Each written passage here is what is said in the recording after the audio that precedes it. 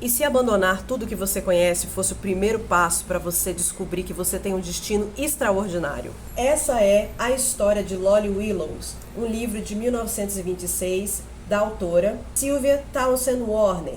Esse é um daqueles grandes clássicos desconhecidos, livros que têm um grande impacto na história da literatura, mas que às vezes a gente não conhece aqui no Brasil. Como é a história de Lolly? Lolly é uma menina, a única filha do seu pai, e ela é a filha mais nova. Isso na Inglaterra do século XIX. Ela é considerada uma moça estranha. Logo, ela não é uma moça casadoira. Ninguém na família espera que ela arrume pretendente. Quando a mãe morre, ela fica criança, ela fica sob os cuidados do pai, e ela acaba se envolvendo muito nesse relacionamento com o pai, e acaba com que ela não se preocupe muito na questão do casamento e tal. Ela vem de uma família rica de cervejeiros. Ela não sente nenhuma inclinação a seguir o que se esperava de uma mulher naquela época. Só que Laura é uma moça de família rica. Mesmo na Inglaterra do século XIX, ela ainda tem um pouco de escolha, por exemplo, de não casar e de poder viver de renda. Quando ela tem seus 28 anos, 27 anos, o pai dela morre. E aí ficam todo mundo perguntando o que vai ser de Lolly. O nome dela é Laura. E nesse momento surge a tia Lolly.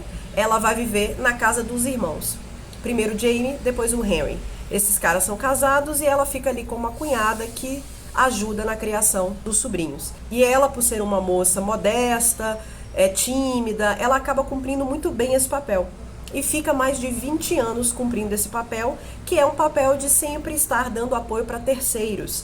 Nunca ser uma pessoa que é dona do seu destino de si mesma. Ela não é mais Lara Tal, ela é tia Lolly. Em determinado momento, 20 anos depois, quando ela já está com quase 50 anos, a Laura começa a sentir transformações no seu caráter e começa a perceber que as estações, a natureza está chamando ela. Ela começa a fazer coisas que são consideradas vaidade, comprar coisas, comprar flores, comprar frutas. Ela entra numa livraria e conhece um guia turístico de um vilarejo chamado Great Mop, no interior da Inglaterra, numa área onde chove muito.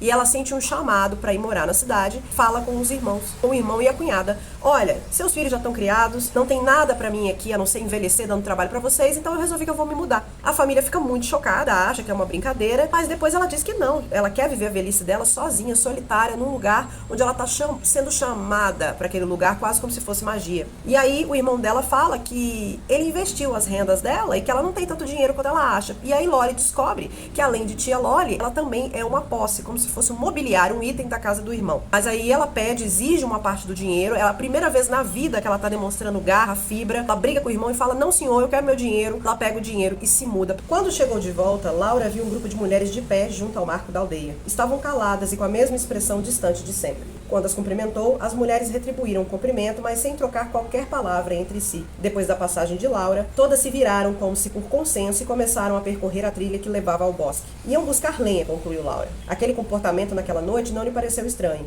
Sentia-se uma delas, uma moradora como as demais, e as teria acompanhado de bom grado até o bosque.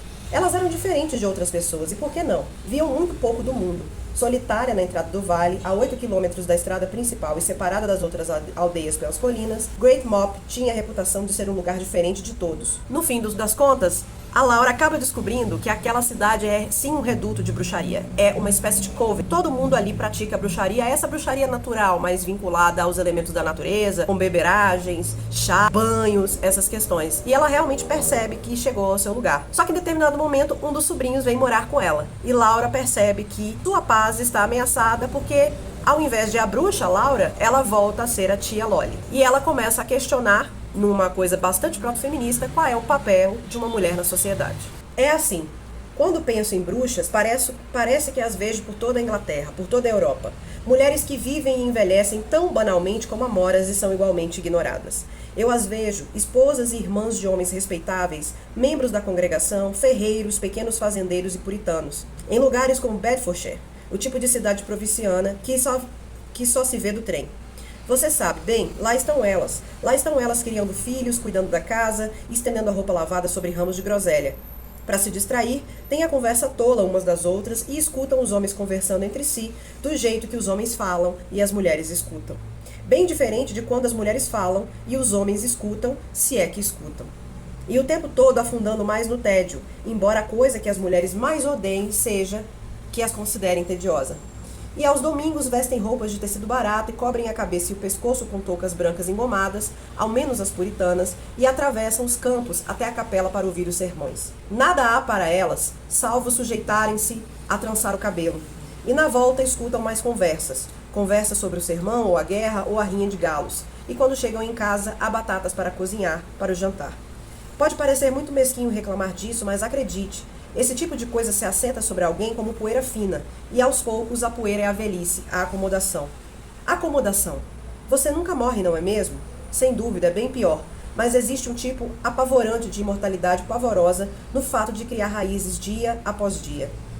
E elas pensam que um dia foram jovens e veem novas jovens iguaizinhas às jovens que elas foram um dia, mas tão surpreendentes que até parece que nada disso existiu, como árvores na primavera. Só que elas são como árvores no final do verão, pesadas e empoeiradas, e ninguém considera suas folhas surpreendentes ou sequer repara nelas até que caiam. Nesse trecho, Loli está tendo uma conversa com o diabo, o Satã em pessoa, porque ela descobriu que ela é bruxa e, segundo ela fez um pacto com o diabo. Na verdade, é uma conversa bastante simbólica, e o diabo, na verdade, ele é um arquétipo no livro para a libertação da solidão que ela escolheu. Então ela diz basicamente isso, que ela deu graças ao diabo de ter feito esse pacto e saído dessa vida e deixar de ser tia Loli, que é essa árvore poeirenta que ninguém repara até o dia que morre. Aí no dia que morre fala, ai, nossa, que maravilha, saudade de tia Loli. Que no fim das contas só tem uma função de cuidar dos outros. Ela não existe como indivíduo, ela sempre existe em função de outrem, né? Essa é uma parte muito importante para mim dessa discussão, de ali, no início do século XX, já ter essa escritora que estava assim, questionando demais o papel das mulheres, e não só das mulheres ricas, ela estava falando das mulheres em geral, inclusive aquelas da classe trabalhadora, cuja função é ficar em silêncio, ser passiva, frequentar a igreja, fazer o jantar e criar os filhos. Envelhecer, morrer, e aí quem sabe elas façam falta para alguém.